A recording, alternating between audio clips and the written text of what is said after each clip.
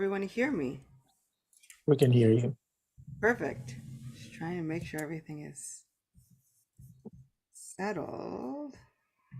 Okay. I was also trying to go live on my own phone and somehow just decided it wasn't working. Said we don't connect this morning, not on the phone. On the computer, it's fine. So Jai, so good to be with everyone this morning. This is our Ekadashi lecture, our greatest fortune, our crest jewel amongst all of the ornaments on our lives.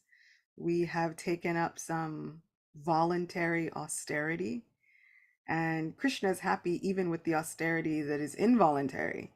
Imagine how happy he is with the voluntary austerities that we take up. So today we all get to come together and simultaneously do some austerity and make our lives worthwhile. I was reading Srimad Bhagavatam was saying that in order for people to become actually really fully free of misery, we should be hearing and chanting the glories of our dear most Lord morning and evening. And I can tell you it works. Just giving ourselves up to that process with the intention and with the desire to maybe one day have faith in the process. Even if we don't have faith in the process today, it's okay. Just the intention and the desire to one day have faith in the process begins to draw Krishna closer and closer to us. And it begins to drive our own miseries further and further away from us. So these are, we have so many laws of physics, but these are like the laws of bhakti. This is how bhakti physics works. Just a little bit of intention is enough. So, Om Ajnanatimirandasya Gyananjana Shalakaya Chakshurunmilitam Yena Tasmai Shri Guruve Namaha Shri Chaitanya Manobishtam Shtapitam Yena Bhutale Swayam Rupa Kadamayam Dadati Swapadantikam Nama Om Vishnupadaya Krishna Pristhaya Bhutale Srimate Bhakti Vedanta Swaminiti Namine Namaste Saraswati Deve Gauravani Pracharine Nirvishesha Shunyavadi Paschatya Deshatarine Jaya Shri Krishna Chaitanya Prabhu Nityananda Sri Advaita Gadadhara Shivasadi Gaura Bhakta Vrinda Hare Krishna Hare Krishna Krishna Krishna Hare Hare Hare Rama Hare Rama Rama Rama Hare Hare Vancha kalpaturubhyascha kripa sindhubhyeva cha patitanam pavanebhyo vaishnavebhyo namo namaha.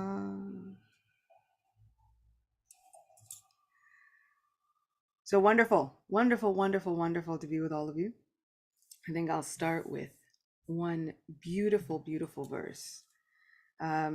Because this Ekadashi is falling so incredibly close to Gaur Purnima, what would an Ekadashi lecture be without speaking about the golden avatar, Sri Chaitanya Mahaprabhu, Sri Krishna Chaitanya? And Sri Chaitanya Bhagavat has given such a beautiful account of the pastimes of our wonderful, magnanimous, munificent, magnificent golden avatar, Sri Chaitanya Mahaprabhu. So I want to start with just one verse from the Mangalacharna, the way Chaitanya Bhagavat begins. Ajanulambito bhujo kanakavadato Sankirtane kapitaro kamalayataksha Vishwambara dvijavaro yugadharmapalo Vande jagat priyakaro karunavataro. I offer my respectful obeisances unto Sri Chaitanya Mahaprabhu and Sri Nityananda Prabhu, whose arms extend down to their knees, who have complexions like molten gold, and who inaugurated the congregational chanting of the holy names of the Lord. Their eyes resemble the petals of a lotus flower. They are the maintainers of the living entities, the best of the Brahmanas, the protectors of religious principles for this age, the benefactors of the universe, and the most merciful of all incarnations. So we have Gaur Purnima arriving.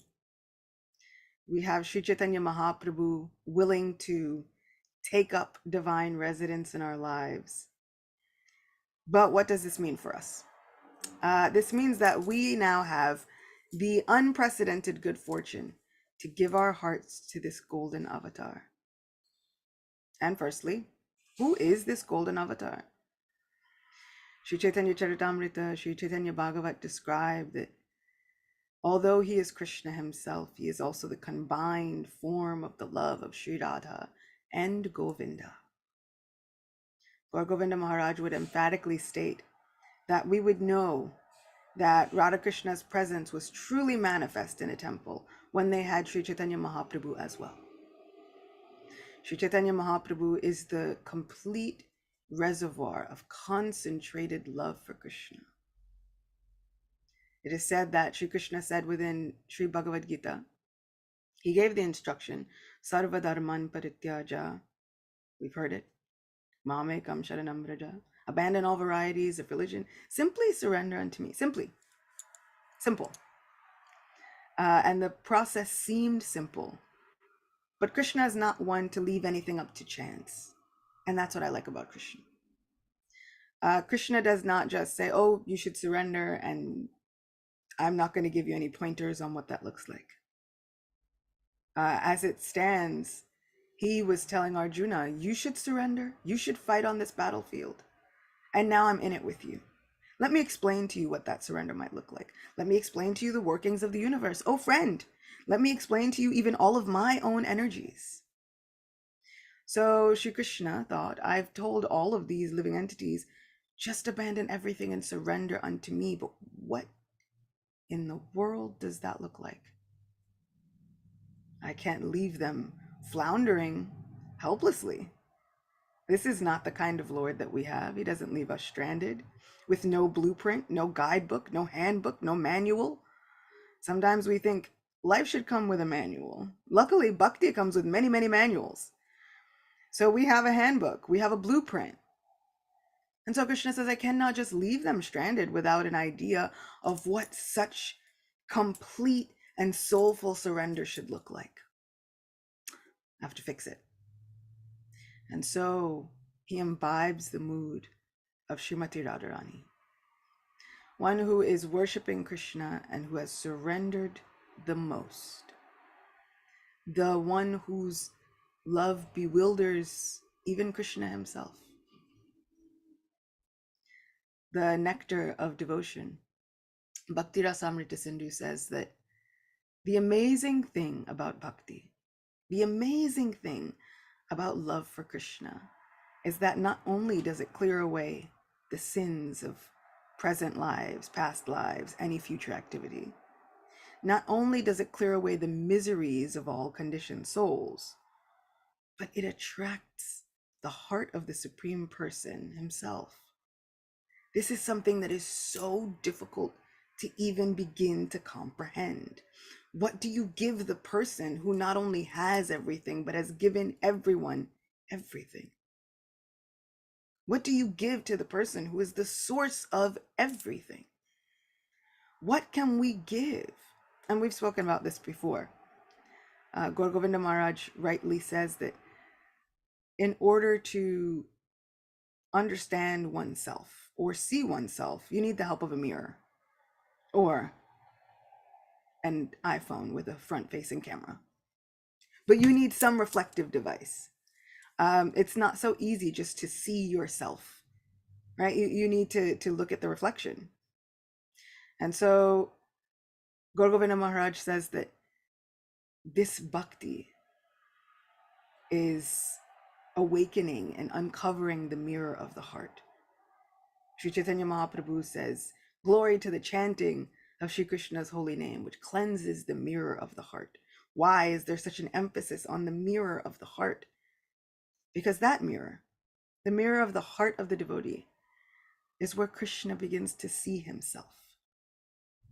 Krishna also desires to use a mirror to see himself.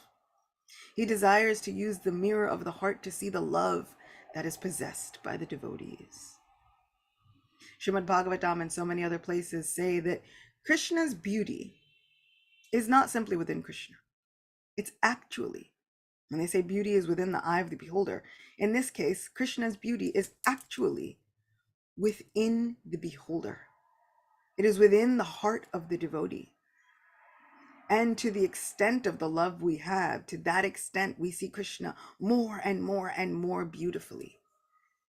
Krishna also desires, let me see what I look like. Let me see what I feel like to my people, my devotees. And so he uses the mirror of the heart, but they say the best mirror, the most shining and reflective mirror, the most jewel-like mirror is the heart of Srimati Radharani. So Krishna, being completely entranced and enamored by the love that he is seeing there, by the way that she sees him, he thinks, oh no, everyone should get a chance to witness this. And so Krishna is celebrated as a thief. He is Makanchor Govinda. He's a butter thief. He's a heart thief. He's also a thief of love. And so he peers into the mirror of Srimati Radharani's heart. And he sees so much incredible, overwhelming, overpowering love is stored there. And what does a thief do? He steals it. He plunders her heart of all of that love, taking it upon himself.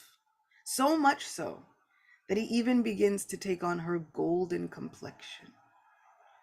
And thus he is known as Gora, Gauranga, one of golden limbs, golden complexioned one.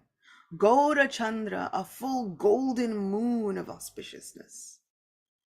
Gaura Sundar, the brilliantly, beautifully, splendidly colored golden one. So he takes on her love. He takes on her bodily coloring. And then what does he do with all of that love? All of that love makes him incessantly chant the holy names. Hare Krishna, Krishna Krishna, Hare Hare. Hare Rama, Rama Rama, Hare Hare. But it's not just for him. He still remembers that originally what he wanted was for everyone to experience this love. What he wanted was for everyone to have a blueprint for surrender. So then he takes all of that love and he distributes it freely. Man, woman, doesn't matter. Brahman, Kshatriya, Vaishya, Sudra, doesn't matter. Grihasta, Brahmachari, Vanaprastha, Sannyas, it doesn't matter. Picture of health or leper, doesn't matter. He then gives Krishna Prema, the most wondrous thing in all of creation, to anyone and everyone, not even considering whether they are qualified or not, which country they come from, doesn't matter. Nothing matters. All that matters is if he sees even a tinge of a hint of a reflection of maybe some small amount of faith within the heart. That's it. Not even full faith, just a reflection of the faith. If he even sees a hint of a tear within someone's eye as they see him, he gives them that love freely. So, this is our Sri Chaitanya Mahaprabhu. This is our Sri Krishna Chaitanya, whose very name can inspire within the heart the awakening of love of God, which is something that we all want. We all want to love and be loved. I think this life, liberty, and the pursuit of happiness, that pursuit of happiness part that they don't tell you what that is, I've always had a problem with that. Like, how do you tell me that I have the right to pursue my happiness, but I have no idea what that happiness is? And I think it has a lot to do with loving and being loved, seeing and being seen, feeling valued and valuing others. Here we have the most wonderful opportunity to love and be loved by the Supreme Person, to see and be seen by the Supreme Person, to value and be valued by the Supreme Person, with no obstacles in our path. Because now we don't have to do anything extra. All we have to do is give our hearts to the golden avatar. Someone was recently asking me, how are we supposed to practice bhakti and balance our lives outside? One of the keys to this balance is to remember that there doesn't have to be a life outside. Shri Krishna says in Bhagavad Gita that whatever you do, whatever you eat, whatever you offer or give away, whatever austerities you perform, even like fasting on Ekadashi, do that, O son of Kunti, as an offering unto me. Shri Krishna doesn't say, give up your job, give up your life, give up your house, go move to the forest, meditate on me for thousands of years, and then maybe. He says, whatever you do, whatever you do, whatever you eat, whatever you offer, whatever charity you give, whatever austerities you perform, there does not have to be a disconnect between our material lives and our spiritual lives, because that separation is simply a little bit of an illusion. Srila Bhaktisiddhanta Saraswati Thakur says that this material creation is but 1/4 of the entirety of the creation that Sri Krishna has manifested. The other 3/4 of that creation are not material creation. It's the spiritual abode. And the difference, the distance between that material creation and the spiritual abode is like peering across a veil only. That's it. It's actually not such a far distance. I've kind of sort of started to realize that the distance between my spiritual life and my material life is the distance from the head to the heart. My material life is happening all up here. My spiritual life is happening over here. And I want to somehow bridge the gap between the two. Sri Chaitanya Mahaprabhu helps us. Sri Chaitanya Mahaprabhu gives such practical examples of how you can just offer your heart in whatever condition it is, however you are. Shri Krishna will come and meet you where you are. Shri Krishna will come and greet you exactly where you are. He will relate to you where you are and where you can understand him in the way exactly that your heart needs to be understood. In this connection, I'll see if we can go through a few pastimes from the life of Sri Chaitanya Mahaprabhu. These are early pastimes. And so this first has to do with Sri Chaitanya as a small boy. One day, it is described within Sri Chaitanya Bhagavat that Jagannath Mishra, the Brahminical father of Sri Chaitanya Mahaprabhu, would say to his child, "O Nimai," and they would call him Nimai because he was born under a neem tree. And Nimai, born under a neem tree, was supposed to bring in all auspiciousness and dispel inauspiciousness. His mother, Sachimata, had lost several children before he was born. And so they hoped that naming the child Nimai would protect him and would dispel all inauspiciousness. So they would call, "O Nimai, please bring me a book from inside the house." Nimai would nod in assent, no problem, and would go trotting off to bring his father a book. As Nimai went trotting off, what his parents heard were the sound of tinkling ankle bells. Can we imagine the beautiful sound of tinkling anklets? Have you ever been somewhere and you hear anklets, you hear just, and you're looking around wondering like what's happening?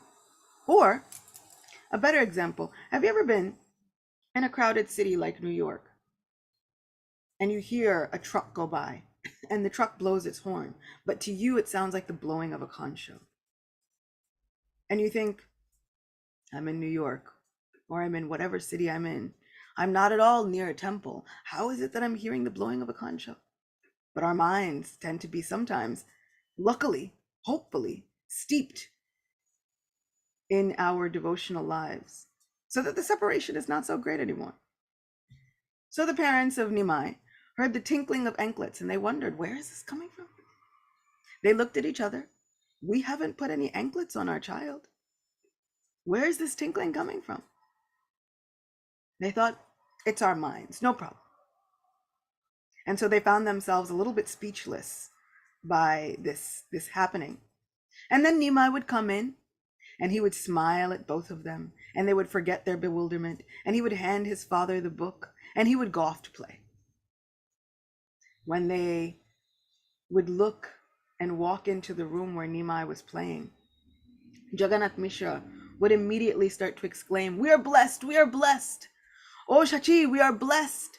Oh mother of Vishwarup, we are so blessed. And she would come running to see what's happened. What good fortune is making you cry out in this way? And they would look. And on the floor, in the dust, not only would they hear those tinkling anklets, but they would see footprints in the dust in their home, which was not unusual. But what was unusual was that the footprints would hold the symbols of a lightning bolt, an elephant goad, a flag, auspicious divine symbols. Now, I'm not sure if any of you have ever really wondered, but I've often wondered, what does that look like? In the practical application, I understand what the pictures tell me, but what does that look like? You know, sometimes you see the lines on a hand and every hand has different lines and an assortment of different ones, but you kind of know what that looks like already, right? And then sometimes they'll show you, oh, this star in the middle of your palm means something, whatever, and then something else means something, and then there's a curvature that means something else. And I'm looking and I'm like, okay, I guess I can see a star, I suppose. I want to know, really, truly, what this looks like.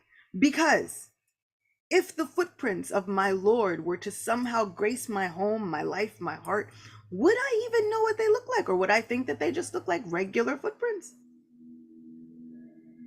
But Chachimata and Jagannath Mishra was so fortunate that they were able to understand that these are not normal footprints. They are not normal at all. Did they think they came from their child? Absolutely not. Jagannath Mishra said, this must be the work of our Sri Damodar Shalagram Shila. They would worship a sacred Shila every day. And so they thought, our Damodar has been dancing around our home. This must be the source of the anklets sound that we are hearing and the source of the footprints that we are seeing. This is all because of our Shalagram. And he would tell Sachi, make some wonderful fried rice with ghee and all kinds of wonderful preparations. Tomorrow, I'll give a grand bathing ceremony to our Shalagram Shila. We'll celebrate this wonderful occasion. How many times in our lives have we been blessed with good fortune and thought, let me celebrate by sponsoring something for God. Let me celebrate by arranging a program for God. Let me celebrate with all of the devotees and with my Supreme Lord. It's so simple. We don't have to change and upend our lives. We just have to add Krishna. It's like a magic formula. And we're talking about laws of bhakti and laws of physics, and we have all kinds of equations. And you see something, you see a packet of food. It's like, just add water. It's really simple. Everybody loves those recipes where you don't have to do anything. You just add the water. It's already pre-made. Here, everything is pre-made. Just add Krishna. No problem. It's like magic. So we don't have to do anything different.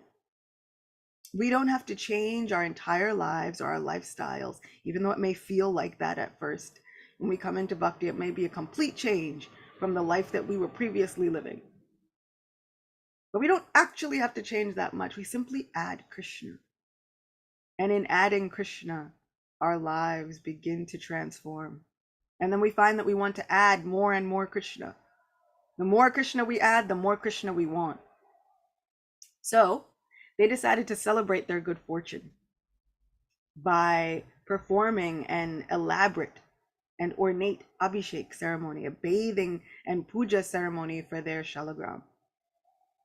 And they did not attribute that incident to their son, because to them, he's just their son, as is evidenced by the very next pastime. Once there was a traveling mendicant, and they say that this traveling mendicant was always steeped in singing the glories of Lord Krishna, and he was always deep in meditation on Govinda Dev. He was a servant of Gopal, and he would travel with a little Bal Gopal and a Shalagram Shila hanging around his neck as an ornament. And he would worship both Bal Gopal and Shalagram. And so this mendicant came wandering, singing to the house of Jagannath Mishra.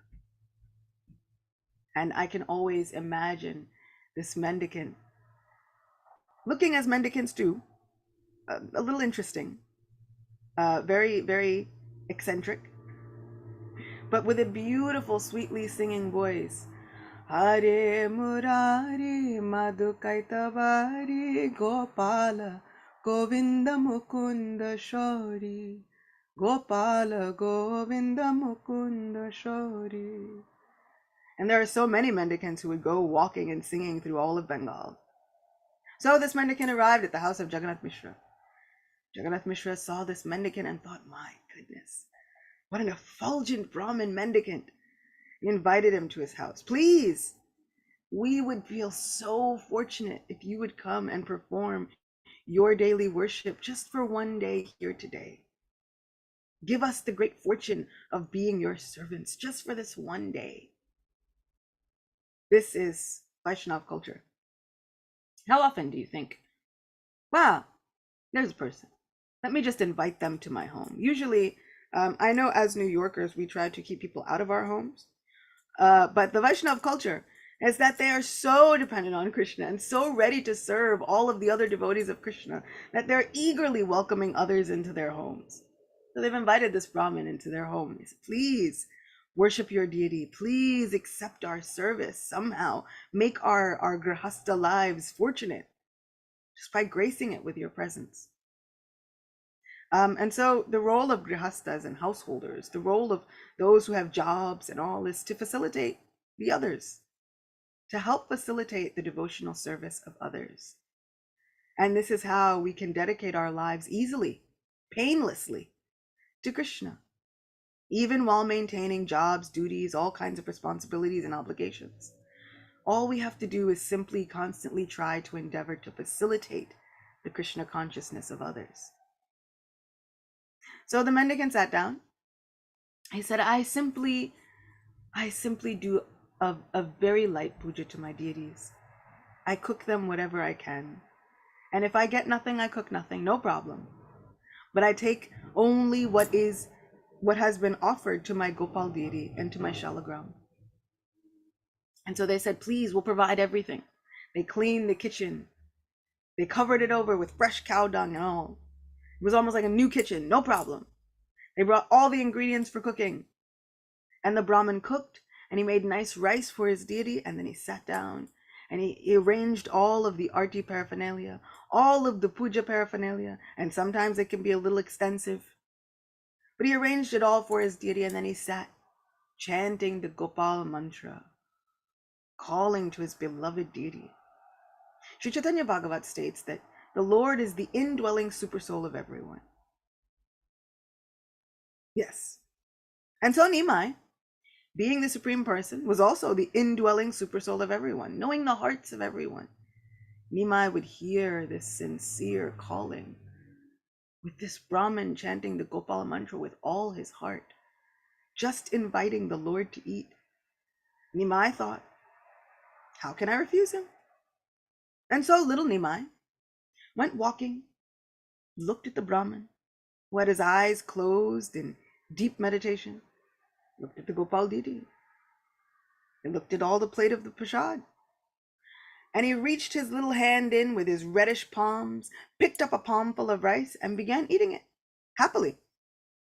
The Brahmin, sensing some disturbance, opened his eyes out of his meditation and saw this child Nimai eating the rice that he was trying to offer to the Supreme Lord. He looked at the child, and the child did something extraordinary.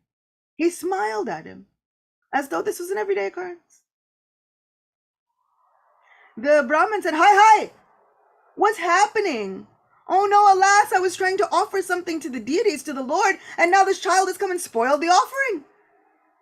Hearing such a commotion, Jagannath Mishra arrives, Sachimata arrives, all of the people in the house arrive, and they see the child happily eating rice that was supposed to be Krishna's. Nimai then goes skipping off. Jagannath Mishra is horrified.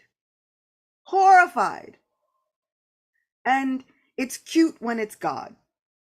But if it were any other child, I was at the temple once. There was a child that was very boisterous, and the child had climbed up onto the stand that normally Tulsi is put on. And everybody thought, what's happening? And then the child stood up on that stand. And so then the child was kind of in height with the Murti of Srila Prabhupada at the back of the temple room. Then they told the child, get down. The child said, okay. The child got down and then looked around and thought, and then climbed up on the bottom of the Vyasasan, climbed up further on the Vyasasan, climbed up further onto Srila Prabhupada's Vyasasan, and sat on Srila Prabhupada's lap, the Murti of Srila Prabhupada. Everyone was horrified. I can only imagine that Jagannath Mishra's horrification was 10 million times the horrification that we all felt seeing a child smilingly sitting in the lap of the Srila Prabhupada Murti. Everyone was thinking, oh no, what's happening? And the child was smiling. The mother had to come and get the child and give the child a talking to, and everybody was worried. Oh, everybody's fixing Srila Prabhupada's clothes and all these things. Jagannath Mishra, he could do nothing but hang his head in his hands and hold it. He was horrified at the behavior of his restless child. So now, like I said, we think it's cute when it's God. But what happens when it's not? We would all feel a little bit, there's this trepidation that you feel in the heart of a parent. That is, oh dear God, please don't let my child mess anything up. If anyone has ever been with parents that have children and you see a guru comes to the house, sannyasi comes, you just want the child to sit quietly and maybe do nothing. If they do something, then you start praying as a parent, please let my child be like Prahlad Maharaj, and spout all kinds of philosophical endearments. Please just let my child know all of the verses in this one moment. Please just don't let my child embarrass me in front of my entire community and entire spiritual elders. And now Jagannath Mishra is reaping all of that. He jumps up, he wants to eat it, he gets a stick to beat the child. Everyone is stopping him. Oh, Mishra, wait. Even the Brahmin jumps up, wait. This is not necessary. He's a small boy. He doesn't even have clothes on yet, which means that he can't possibly know right from wrong. It's all right. I don't take any offense. It's okay. Jagannath Mishra says, please cook again, please. Brahman says, it's okay. Maybe Gopal just does not want me to eat rice this day. Bring whatever fruits and roots are within your home and I can eat just that. This Brahmin was ready, willingly, to take on an Ekadashi fast that day. Maybe I just don't have grains this day. Jagannath Mishra said, no, please cook again. This is all right. They go through the entire situation again. They clean the kitchen. They redo the entire kitchen. Bring all the ingredients. The Brahmin cooks, sets up the paraphernalia, goes to offer it, chants the Gopal mantra again with love and devotion. This time, they say, "Oh Sachi, take the child with you to a neighbor's home. This child is too restless." She's all right. She takes the child in her arms, takes the child to a neighbor's home. At the neighbor's home, they all sit. There's so many ladies that come, and they all sit with Nimai. And Nimai casts his glance, rolling and roving over every person. Like a butterfly, wherever that glance lands, there is so much love and joy within the heart. Who can ever imagine catching the glance of little Nimai? Eyes long like lotus petals, almost reaching to his ears, with a top knot clustered of dark curly hair. Beautiful pearls. He doesn't even have clothes on, just a waist belt with dangling bells. He's just happily living.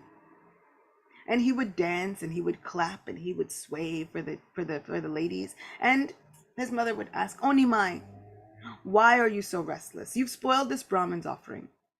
Now that you've eaten from this unknown Brahmin, how can you maintain your caste? How will you be proper in society? Who will even know who you are? What's happening?" All of the ladies asked, "Yes, Nimai. What answer do you have for this?" Nimai is a small boy, but they are asking him these societal questions. Nimai says, "Brahmin, I'm a cowherd boy. And so as a cowherd boy, I always eat from Brahmins. No problem." And this reminds us of Sri Krishna's wonderful pastime of accepting the offerings of the wives of the Brahmanas. Sri Krishna and all the cowherd boys are hungry. And so Sri Krishna says, "There are some Brahmins doing a yajna. But you shouldn't mention my name, if anything. You can mention your names and you can mention Balaram's name, but maybe not mine." The Brahmins refuse to give food to the boys, and so they go back to Krishna, feeling very sorry and very hungry still. Krishna says, "No problem. Go to the wives of the Brahmanas. They will be willing to give you whatever you desire." And so Krishna is used to eating from Brahmanas. The Brahmins' wives go and they feed him, leaving beside everything, including their status. Their husbands say, "If you leave this house, if you leave this yajna, that is it. Don't come back even." The Brahmins' wives don't care for anything. They just go and offer their hearts to Krishna. And so Nimai says, "I'm a cowherd boy. I always eat from Brahmins. There's no problem." And all of the ladies kind of laugh, thinking, listen to this child. Who does he think he is? What is happening? And so they say in this way, Nimai would go and he would sit on all the laps of the different ladies. And whoever's lap he was in, they would simply hold him and wish him never to leave their lap. Love of God is awakened in their hearts just by holding little Nimai. How priceless is this? So the Brahmin cooks again. He sets up everything for his offering. Once again, steeped in meditation, he closes his eyes and he begins to chant his Gopal mantra. Nimai, even though he was in the house of a neighbor, covers everyone with his Yogamaya potency and they don't notice anything, but he leaves. He goes and he doesn't let anything stop him. There is no obstacle when the Supreme Lord wants what he wants. And so he goes, looks at the Brahman, looks at the deity, looks at the offering. Very good. Reaches his hand in, picks up a nice handful of rice and he begins to eat it. The Brahmin opens his eyes again. Hi, oh no! Again, this has happened. Everyone comes running. Jagannath Mishra definitely wants to beat Nimai now. But they stop him again. Wait, don't beat him. Jagannath Mishra is saying, "But the child is so restless, how will he learn?" They say, "How will he learn even if you beat him?"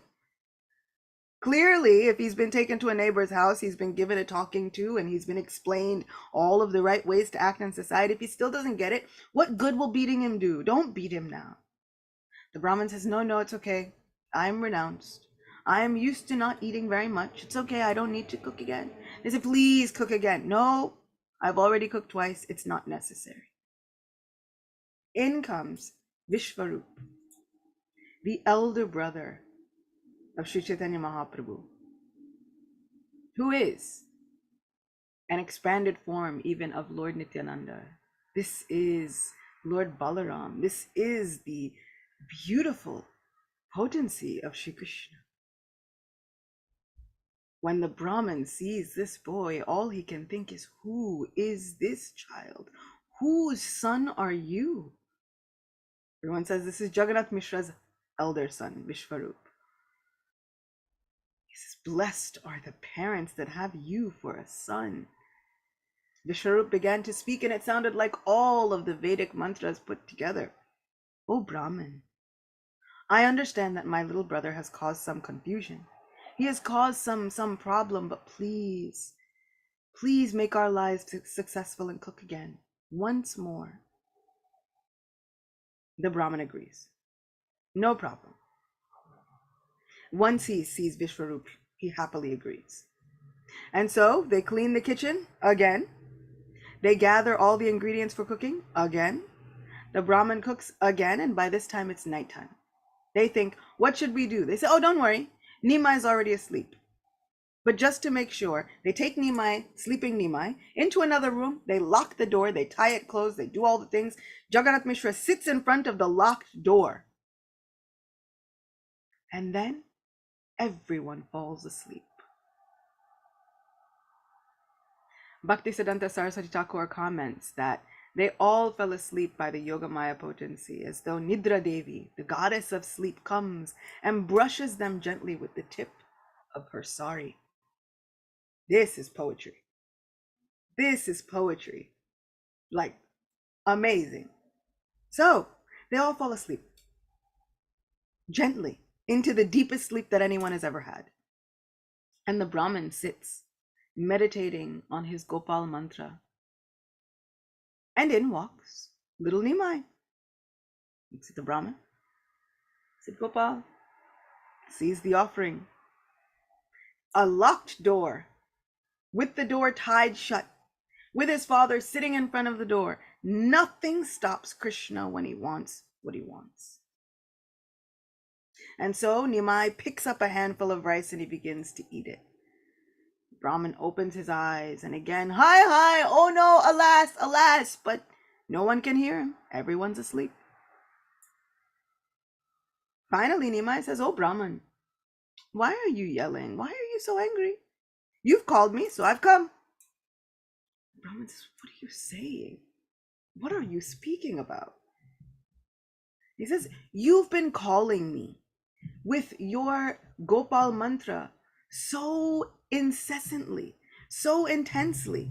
You've been offering me all of this food and calling me, oh my Lord, please simply come here and eat this rice. How could I not come? How could I not reciprocate with your service? How could I not overcome every obstacle just to be here with you? Don't you know who you are? Don't you remember? You have been chanting this mantra. You have been worshiping me for lifetimes. And now you are calling me. And now that I'm here before you, you chastise me. Don't you remember? You've always desired to see me. And so here I am. At that time, Sri Chaitanya Bhagavat says the Lord exhibited a wonderful 8-armed form to the Brahman. In 4 hands, he held a conch shell, disc, club, and lotus flower. In one hand, he held a pot of butter from which he ate, with another. And then with 2 other hands, he played a flute. He was decorated with the mark of Srivatsa, while the Kaustubha gem and a jeweled necklace hung on his chest. All of his limbs were decorated with jeweled ornaments. His head was decorated with a fresh garland of gunja seeds and a peacock feather. His moon-like face was beautified by red lips. The Lord smiled, and his eyes rolled from side to side. His Vaijayanti garland and shark-shaped earrings swayed to and fro. His lotus feet were adorned by jeweled ankle bells, and all darkness was dissipated by the shining of his toenails. The Brahmin also saw the abode of Vrindavan, filled with wonderful kadamba trees and the chirping of various birds. He saw cowherd boys and girls in all directions. Indeed, whatever he had meditated on, he saw manifest before him. Nimai said, "Don't you know we've been enacting this pastime again and again? Once you even came as a Brahmin to the house of Nanda Maharaj, and I did the same thing. You have been calling me for lifetimes, and now I am here before you. Now I will always be here with you." Lord Gaurasundar, the ocean of mercy, then placed his lotus hand on the body of the Brahmin. By the touch of the Lord, the Brahmin regained his consciousness. Though in ecstasy, he remained inert and unable to speak. The Brahmin repeatedly fell unconscious to the ground and then got up in great jubilation. His body shivered and perspired, and his hair stood on end, and the flow of tears from his eyes resembled the Ganga river. The Brahmin caught hold of the Lord's lotus feet and began to cry loudly. So, he tells him, he says, "In this way, you have been my servant birth after birth. For other than my servants, no one can see this form. I have thus disclosed to you confidential topics that should not be revealed to anyone under any condition. As long as I remain in this incarnation, you should not tell anyone the secrets that I have told you. Otherwise, I will kill you. I have incarnated to inaugurate the Sankirtan movement, and I will preach this process of chanting throughout the world. I will freely distribute the love and devotion that is desired by Brahma and others to each and every house. If you remain here for some time, you will see many such pastimes, but do not disclose these things to anyone." In this way, after mercifully pacifying the Brahman, Lord Gaurasundar then returned to his room. The Lord then returned to sleep as a child, and by the influence of Yoga Nidra, no one awoke. The Brahmin now was filled with happiness. Not only did he eat the rice, but he smeared it on his body, touched it to his head. He was putting rice everywhere. He was so excited. But then he heard that there were others who were waking up. He cleared the rice from his body and he washed his hands and composed himself, because he thought to himself, maybe I should tell them that the Supreme Lord is staying within their home. I should tell this Jagannath Mishra, do you know who your child is?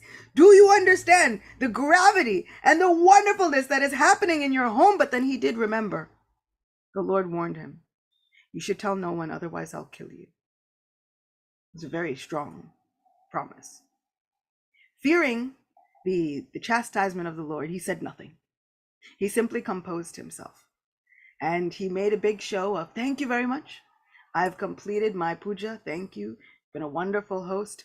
And they say that that mendicant would go begging all around Navadvip, but every day, once a day, he would come to the house of Jagannath Mishra and Sachimata just to see little Nimai, his sweet Lord, who is none other than Bal Gopal. This, to me, really represents that we don't have to change our lives. We simply have to add Krishna. And adding Krishna is everything.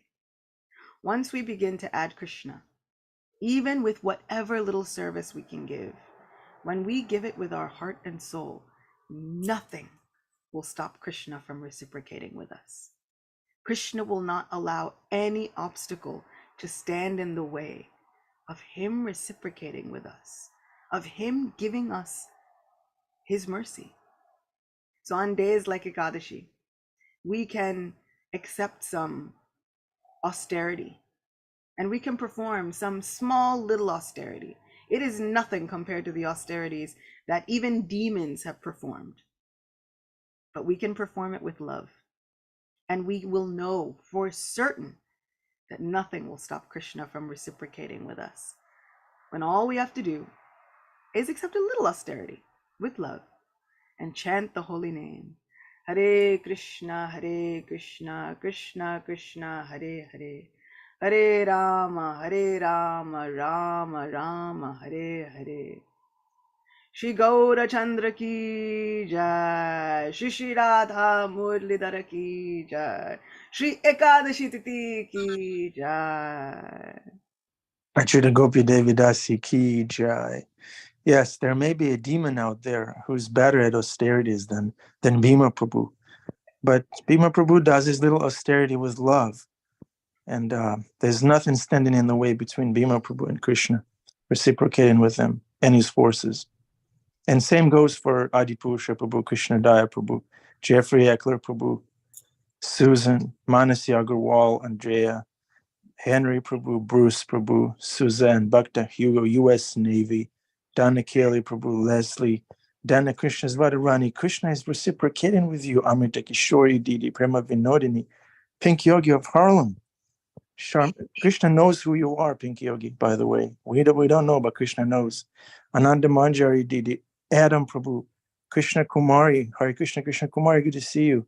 Priti Chaturvedi, thank you, Chita Gopi, Devidasi, great class, very hope-giving and very entertaining also. Transcendental entertainment. You are a transcendental entertainer. So much more than that. Yeah, thank you. So would anyone like to reflect or ask a question? Now is the time. We're going over time. It's fine. We're beyond rules and regulations. It's Friday. Dr. Hugo. Yeah, Friday. Hare Krishna. Thank you for offering your time and energy for such a wonderful class. This is a really wonderful glorification and preparation for Gaur Purnima. Very, very sweet stories. I wonder if we were offering our prasadam one day and we actually found it half eaten on our altar, would we recognize Krishna in our lives? So that's an interesting question.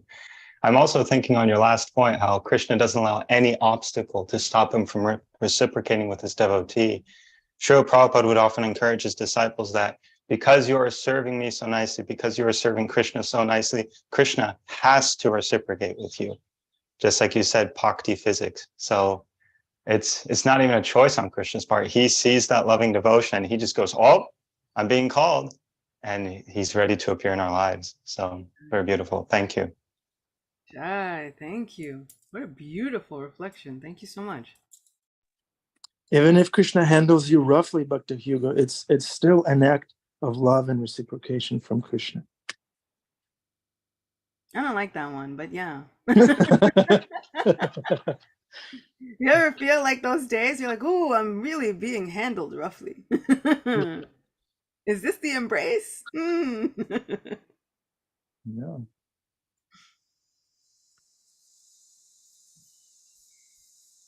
Okay, unmute yourself, dear devotees. Come on now. Let's reciprocate. This class was about reciprocation. Let's practice that. Even if you handle us, even if you handle us roughly and just give us a blank face, we're comfortable. We're comfortable. I see Adipusha Prabhu's blank face. Would you like to glorify Krishna, Adipusha Prabhu? You have to unmute yourself. Unmute, Adi. Come on. Just a little something going on. Domi is taking over Evangel service because Evangel went to visit her mother in Taiwan. So it's a gigantic service this morning. She's making banana bread and icing and salad dressing and a drink for Krishna's prasad distribution. They're starting the kitchery. And she called me this morning and she was like kind of overwhelmed, you know. So Jayananda, Bhakti Raphael, and Angel and I all went over to the kitchen at like 4:30, 5 o'clock this morning. We all walked in and she was like, whoa, you know. And everybody ran in there, started putting on aprons, and everybody's over there doing service now. So we're going to pick it up from there. But it's kind of like Krishna reciprocating with that tiny cry for help that she was like, she took on something that was very difficult and cooking for hundreds of people. And then Krishna sent, all four of us walked into the kitchen with aprons. She kind of flipped out. And Krishna sent that reinforcements. I got to run over there now. But anyway, it's just kind of amusing. Hare Krishna, glories to Prabhupada. Jai. Thank you, Adi. Isn't that something? These are the modern day pastimes. And Bhaktivinoda Thakur would often write about modern day pastimes. and he would write about them during kirtans, etc. But these are the modern day pastimes in our lives when we can really see that Krishna actually reciprocates. What would have happened had the sages of Naimisharanya not actually called for help? What would have happened if Parikshit Maharaj wouldn't have been honest enough to say, I have no idea what I'm doing, and my life is gonna end in 7 days, and I have no idea what to do at this point. I need somebody to help me. And then thousands and thousands of sages come. What would have happened had these great personalities not actually called for help? And so sometimes we feel that it makes us weak, but actually it can call in the biggest blessing, not just for us, but for all of the future devotees, when we are honest about where we're stuck and when we call for help. Yes, Acyuta Gopi. Take up some service, cry for help. That's what we do. Ananda Manjari. Hare Krishna.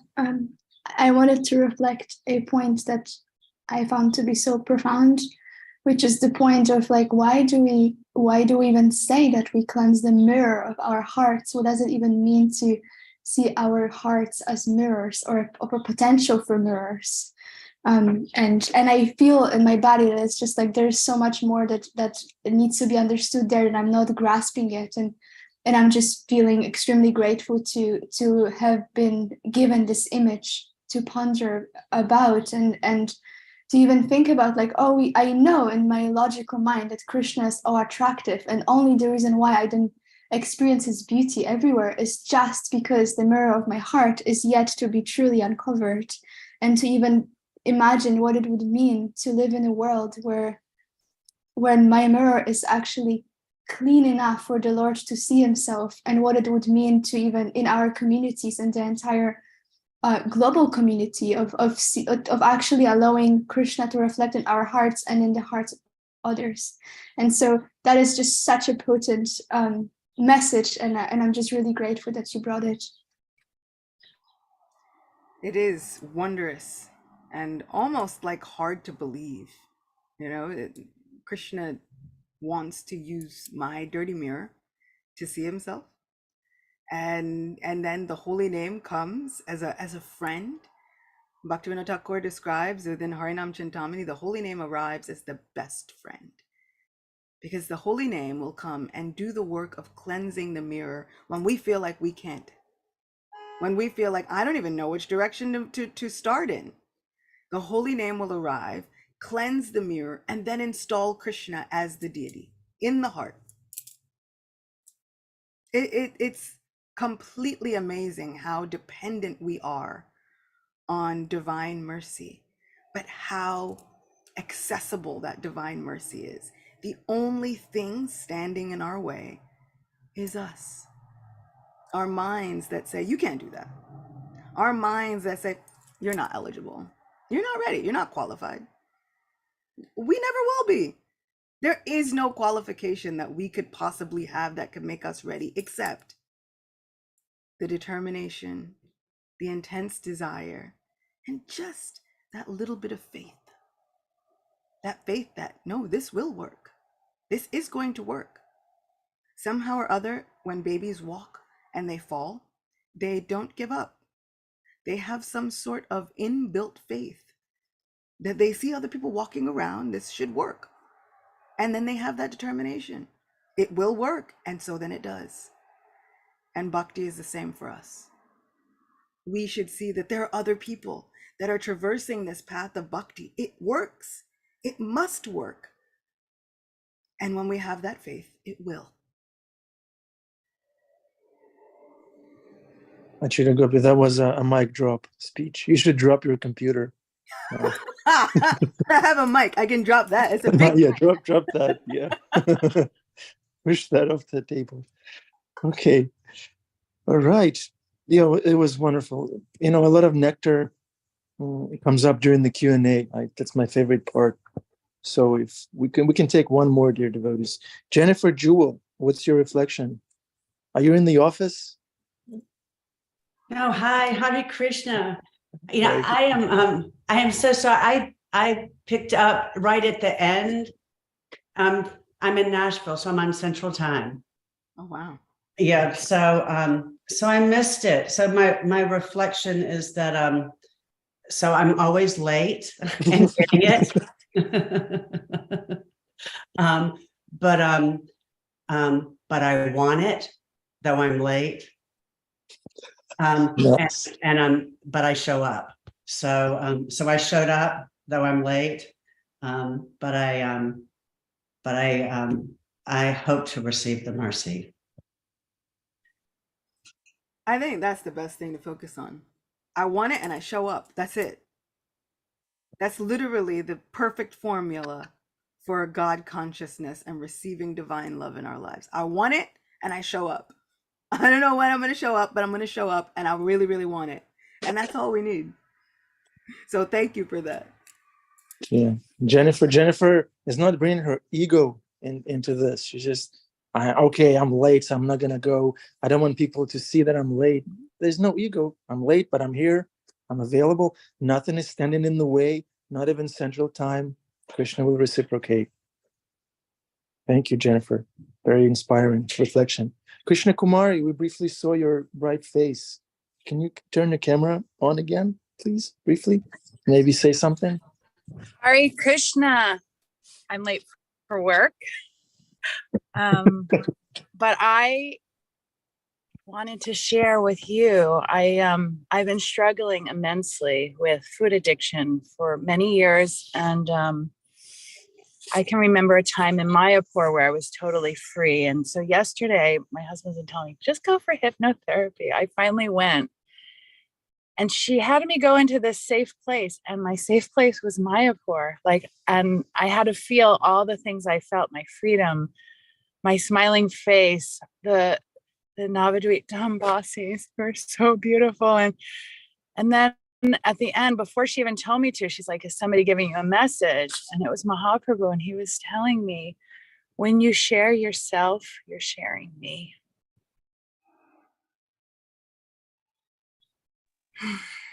Thank you, Krishna Kumari. Very heartfelt message. Thank you. I love you, Acyuta. I love you, Jennifer. I love you. Hare Krishna. Thank you for hosting this. And so brave. It is so brave to come in front of devotees and say, this is my struggle.